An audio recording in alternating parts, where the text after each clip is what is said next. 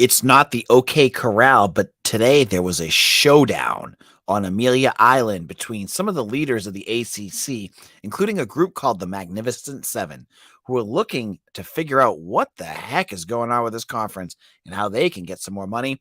We'll look into everything that happened on a very busy Monday on today's show. You are Locked On Boston College, your daily podcast on the Boston College Eagles, part of the Locked On Podcast Network, your team every day.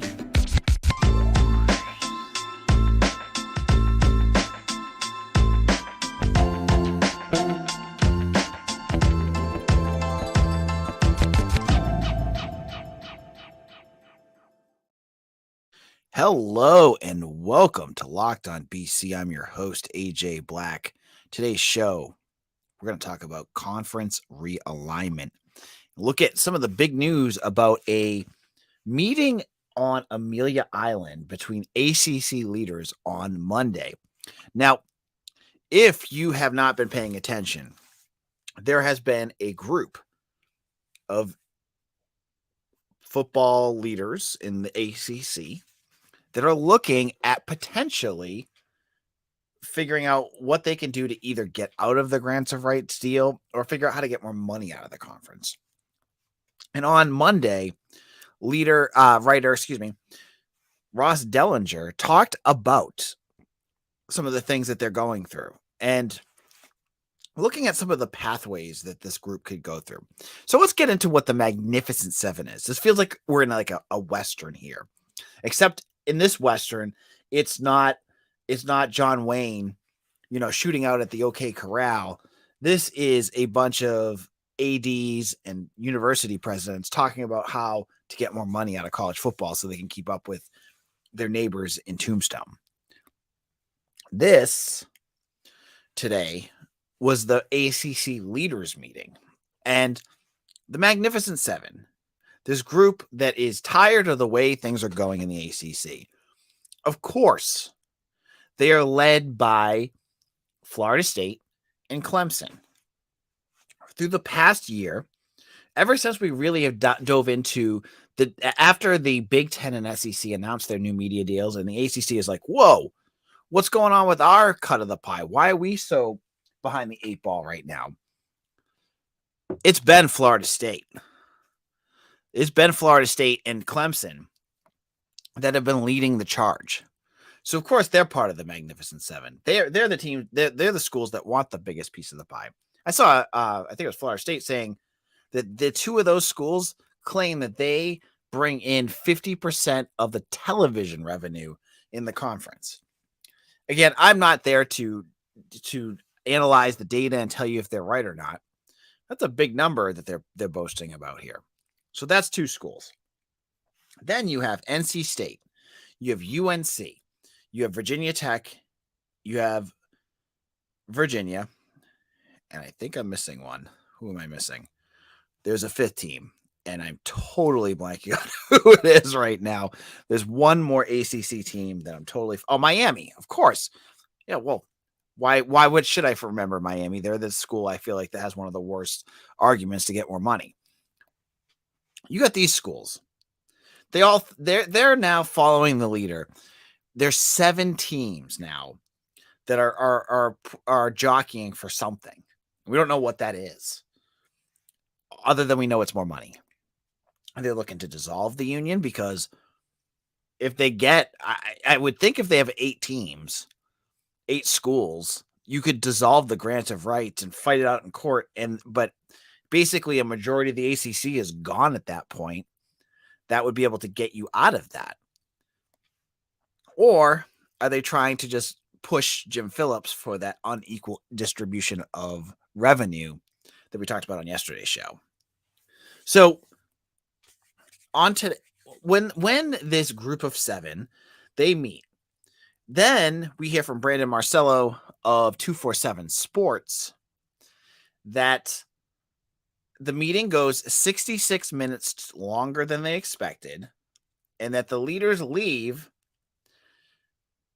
all unified in complete silence. There's not a word spoken as they exit that meeting. other than it sounds like Boo Corrigan of NC State sighing. Is that a good sign? Doesn't seem like it to me. It's good that no one, I mean, we've seen college sports. It's good that none of these ADs went to the media and just started barking and running their mouth. It's very good that Blake James didn't do that, because the last thing I want is BC to be, I think many of us would want, is for Boston College to be that school that is like acting holier than thou or anything like that. Nope. Every AD associated with the ACC is silent. They get in their car, they have no comment to the media, and they exit. So a long meeting, uncomfortable silence, no comments. To me, that is worrisome. That's not good. If they made any progress in that meeting, you better believe that some of those schools would have come out and said something. To me, saying nothing signals that there was dissent, and not just dissent, but to a level that they just needed to be quiet about it, because maybe tempers got hot. Maybe there was such a wide gap between what the Magnificent Seven wanted and what the other schools wanted. Whatever the case, it does not seem good. It seems to me, I said this on yesterday's episode, the ACC is in trouble. I've said all along that Florida State and Clemson are looking for any way to get out of this conference. They have their foot out the door. Unfortunately, their other foot's in a bear trap, which is this grant of rights deal. Have they figured out, using this group, a way to circumvent the deal that supposedly is legally ironclad? They may have. And what's worrisome about this is that if the ACC collapses, what does that mean for Boston College? Because this isn't Locked On ACC we're talking about here. This is Locked On BC. And I'm sure I'm going to get the Florida State and Clemson. And now that I'm talking about NC State and all these other schools, I'm going to get all of them talking about, why are you talking about this? You're in BC. If you listen to yesterday's episode, I warned you of this, that I'd open up my comment section, which I know I shouldn't do. The first thing I see is, AJ, you're a Boston College fan. Why are you talking? Look, I am not a fan. I'm taking this from a media perspective. Now I'm taking it from the media perspective of what this means to Boston College. In our second segment, I'm going to look at what this could mean for BC, why this is worrisome, and why the future of Boston College is up in the air right now. And we should all be kind of getting a little nervous that they're not in better shape than they were just a week ago. We'll get into that in just a moment. But you know what is for certain? One of the things I love are the Built Bars. Now, if you're looking for a delicious snack, but don't want all the sugar and calories, then you need the best tasting protein bar ever. Built. You got to try these, folks. If you're like me and you want to make healthier snack choices, and I am trying my best to get healthier snack choices, you got to hit up the Builts. The Built Bars and Built Puffs are delicious, healthy, and amazing. What makes Built Bars so good? Well, for starters, they're 100% covered in chocolate. That's right, real chocolate. And they come in unbelievable flavors that make my mouth water just talking about it, including cookies and cream, peanut butter brownie, and churro. I don't know how Built keeps doing these. They make bars that don't taste like a protein bar. They taste like a candy bar. You can get them on Built.com. Use the promo code LOCK15. You get it 15% off. Or you're gonna be surprised by this. You go to Walmart or Sam's Club and you can get them right now. That's right. If you live close to a Sam's Club, run and grab a 13-bar box with our hit flavors, brownie batter puff and churro puff. You're gonna thank me later. So head on over to Built.com. Use promo code LOCK15. Get yourself a box of those puffs. This is Locked On BC. I am your host, AJ Black. We're talking about the Magnificent Seven and this group of ADs who we don't even know what the story is, but it looks like the ACC is in trouble. And this time, unlike in 2004, Boston College might be on the outside looking in. Now, this is no one's fault but BC. They've had years to spend. They've had checks upon checks and money and money and money to get things going here at Boston College. And they've been behind the 8 ball for years. It's only been up until recently that you've seen more investment in the school, more money going into the programs like it should be. But they're playing catch up now. They're playing catch up after years of letting facilities get behind, letting, underpaying for coaches, having admission standards that put them way, in a tougher situation than some of these other schools. And this is putting them in an unattractive situation if conference realignment does happen. So what does happen? Say, let's pretend that the ACC dissolves. Say this Magnificent Seven decide we get one more team, we can get the grant of rights gone. And then the ACC disappears. What does this mean for Boston College? I don't think I honestly, in heart of heart, do not believe now that, another year has passed, I get a few more gray hairs. I don't see the Big Ten as a great landing spot for them. I don't, well, not that great landing spot. I just don't see BC as attractive enough for them to try to grab them. I think if the Big Ten expands and say the ACC dissolves, they're going to go for the UNCs, the UVAs, those other types of schools. The Big 12 is not an option. The big BC is not going to the Big 12. Same thing with the SEC, just not a fit. And honestly, when you look at the end of it, there's probably two options for BC. And don't say the Patriot League because that's stupid. I know it's a joke amongst BC fans. I think some BC fans take that seriously. Like BC's going to go to the Patriot League. And that's not going to happen. But what could happen? Say things dissolve. Big Ten does not come calling. You could get a new conference. Say there's a bunch of teams that are not finding homes and they start up a new conference. Say it's like Syracuse, Pitt, pretend Virginia Tech doesn't get an invite somewhere. You got BC. Then maybe you grab and add some teams from around the country to see if you can create a new conference. That's an option. The other option is the AAC. And right now, the AAC is not very attractive. They just got poached. They lost UCF. They lost Houston. So it's like it's BC a year too late. But you say the AAC. You then add basically those same teams. You had Pitt, you had BC, you had Syracuse. Then you add, I don't know, UConn. You're starting to get really desperate to find out who gets there. Maybe hope West Virginia ends up out of the Big 12 at some point, because then you could basically just recreate the Big East again, and we're back the same. We're back to the place we were 20 years ago. I guess that would be fine. Those are the options, right? This is why the ACC, if you want that to happen, has to happen. And then the other option is, I don't know how this would even work.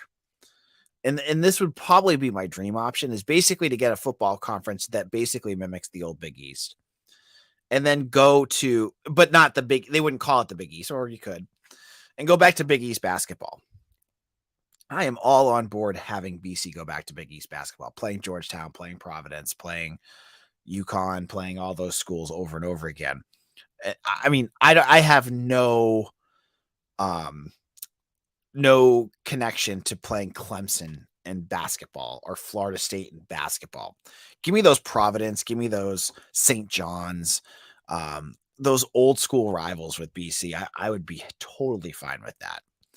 But this again is like looking like 5 steps into the future. Right now, we're going to continue to watch Amelia Island and see what's going on football wise as these ADs are starting to look. And before we go to our next segment, I have to laugh. And college football fans get so angry about everything.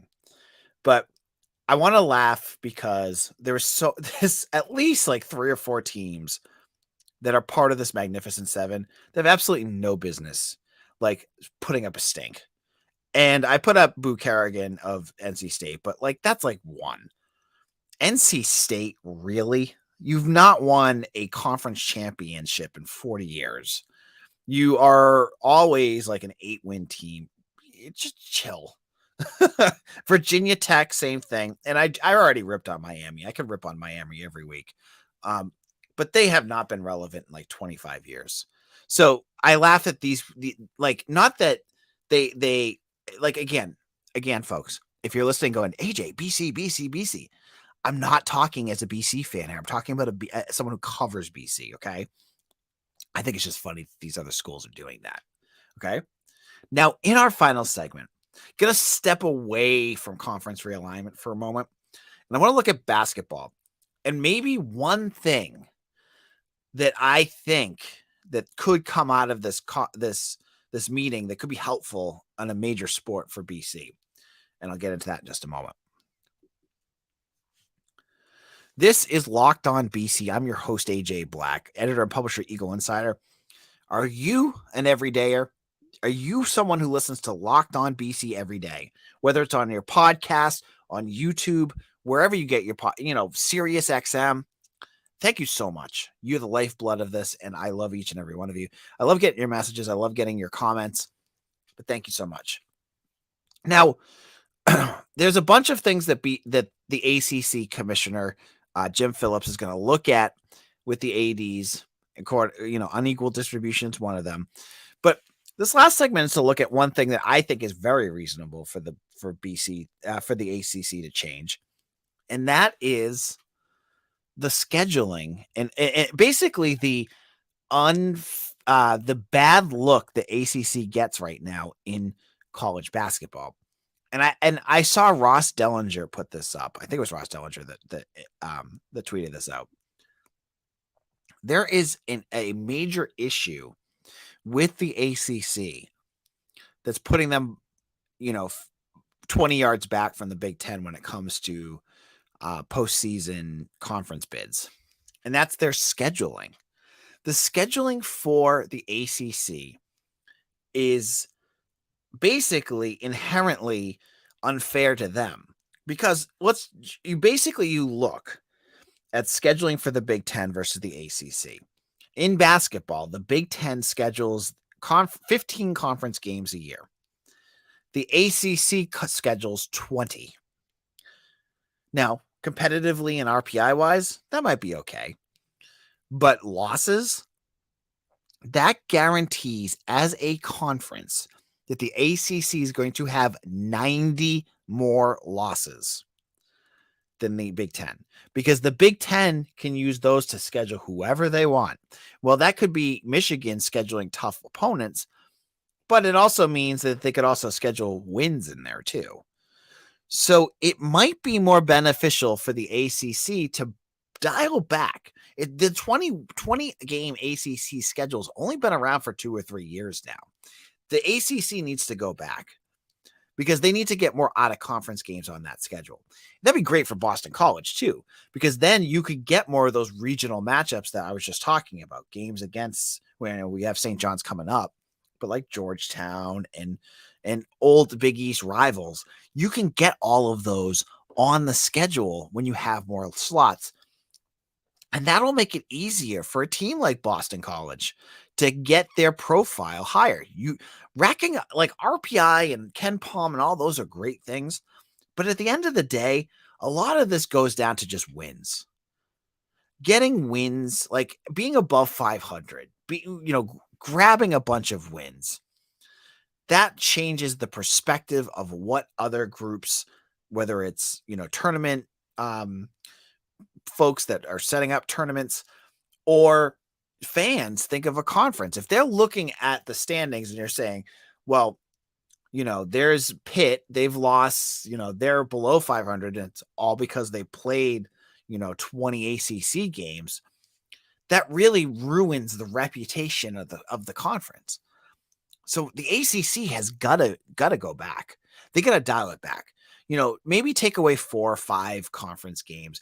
Get yourself back to the way the Big Ten is looking right now. And that should get more teams above that line that makes the conference look better, that gets the top teams higher seeds and those lower teams into tournaments.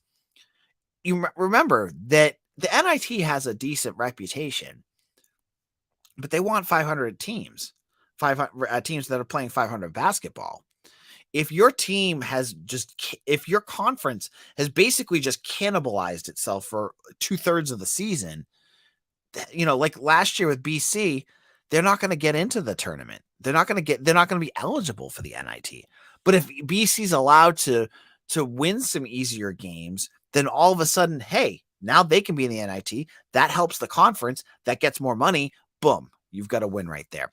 This seems like an easy win for the ACC conference, and good for a school like BC who need to be able to schedule themselves a little bit more favorably.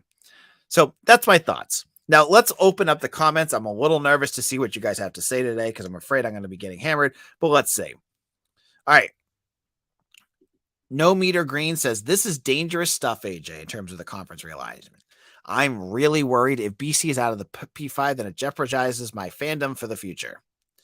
But again, this is kind of what we deserve for a school not investing enough into this football program. Donors shouldn't have to do it all when Leahy is sitting on more stacks of cash than anyone. John Armstrong says they need to invest big time in their football team. Then Meter says, I'll burn all my BC gear if we go back to the Patriot League. Andrew Jones says, man, I have zero faith that Father Leahy and Blake James are the guys to lead us through this. If the ACC dissolves, we're in trouble. Marty Party says, worst case, BC ends in Big 12. Someone will want the Boston market. I guess. I don't know. I don't think the Boston market's as valuable as you think. Realist of the Real says, if a conference wants a slice of New England, UConn is a far more attractive option. I don't think so for football. Basketball, sure, but I don't agree with that. John Armstrong says, when is Father Leahy going to retire? Is there an update? I don't know. If I knew, I would tell you. And then Andrew Jones says, also, all of these Magnificent Seven teams need a reality check if they think they're going to have a better playoff odds in the Big Ten or SEC. Miami or NC State winning the SEC East? Give me a break.